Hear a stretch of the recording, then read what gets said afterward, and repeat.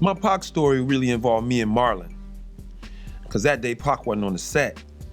But my wild set story about Above the Rim involves me and Marlon, and we learned a real fast lesson, I'll tell you.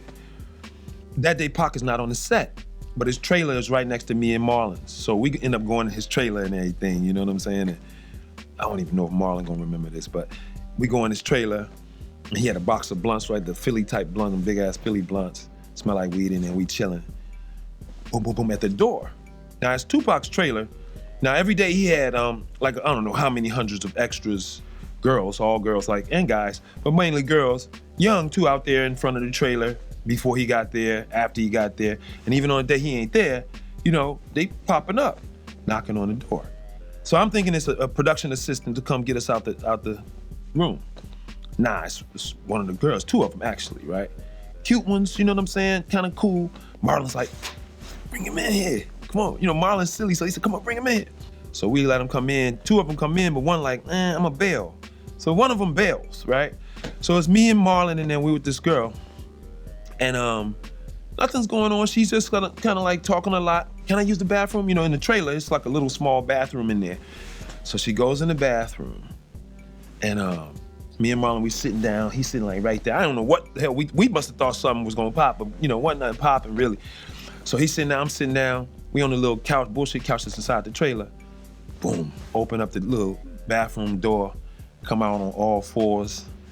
You know, yeah, she crawled out the bathroom, you know, on her little hands and knees, you know, had taken off her jacket or sweater, whatever she had on. It was wintertime, so she had like a little jacket on and had on like a see-through shirt that she had taken the bra off and all that. So here she is with like a long shirt just kind of covering her body some. She had the little leggings on. She took all that off, came crawling out, got over to us. I think Marlon like did some stupid shit. Like, I wanna say Marlon like, he did something extremely playful with the girl. It wasn't sexual at all. He did something odd with her, you know, but the real production assistant knocks at the door. Now we got this girl in here, literally half naked on her own. Nobody even said nothing to her about it.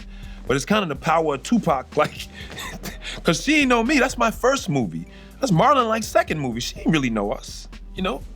So the production assistant was cool.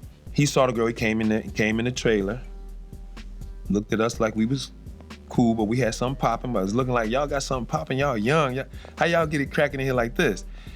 We realized the Tupac trailer though, made her go back in the bathroom. So I was saved, you know, we were saved at that time, but made her go back in the little bathroom, put her shit back on, and then we left like, Now that's the movie that Pac got shot around that time. That's the movie with a rape thing. I was at Nell's when Pac got hit on the dance floor. Was at Nell's when that went down. Yeah, I knew Pac. It's weird when I think back. Yeah, I knew Pac. I talked to him 2 weeks before he died. I talked to him a week before he was shot, and then he lived another week. And I was super cool with him, because you could talk about anything with Pac.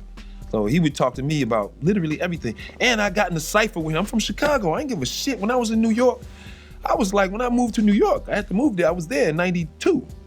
That's the early 90s, New York was popping. You know, I came in from the west side of Chicago, so I ain't have good sense, you know what I'm saying? And cats would have their hats cocked. You know how in New York you can wear your hat this way or that way. So I remember when I first got there, I'm not a gangbanger, right? But you know, Chicago give you natural affiliations. And when you leave here, you feel like, well, I'm a vice lord. I never was a vice lord at the crib, but I'm upholding my neighborhood or whatever. And people feel like about GDs or whatever. And I wasn't going there throwing up gang. What happened was, I went there and I realized, you mean you could wear your hat anywhere you want? I was so free. When I went to New York, I was like, I'm free, dog. You mean y'all don't have gangs at all? I just couldn't believe it. Like, how y'all get this big of a city with this many people and not have, and this many urban, as they say, people and not have gangs? And I actually think it's because of the music. I actually think, had we have so much gangs, we probably would have had different things going on. You know, we ended up with sort of house music around that time and not hip hop, but I believe they were able to get hip hop because they didn't have the distraction of gangs. So they made like posses, like Get Fresh crew or whoever. They was all like crews. But the crewing up that we did ended up volatile. You understand? Because they still talked about battling.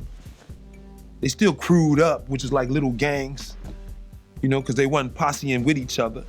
He was posseing opposing each other and opposed each other, but it's art. And that made me that liberated me as an artist in general because I was like, oh shit. Like I don't got no disguise, I don't have to have no kind of, I don't gotta be from nowhere. I don't gotta be from no set, no nothing. I just can discover myself. And I had a rap group at that time. I had a rap group we opened for, like I actually had one of the earlier rap groups in Chicago when Tongue Twister was skinny with a kufi on. And we did shows.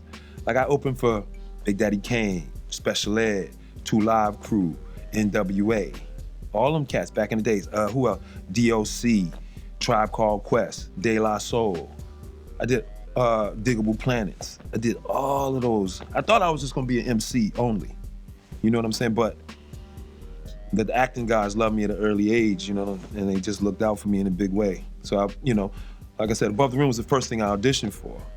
And I also made it into Yale, NYU. I chose NYU because it's New York and I wanted to be an MC, you know what I'm saying? Plus Yale was, like I visited that place and it was like, it wasn't for me.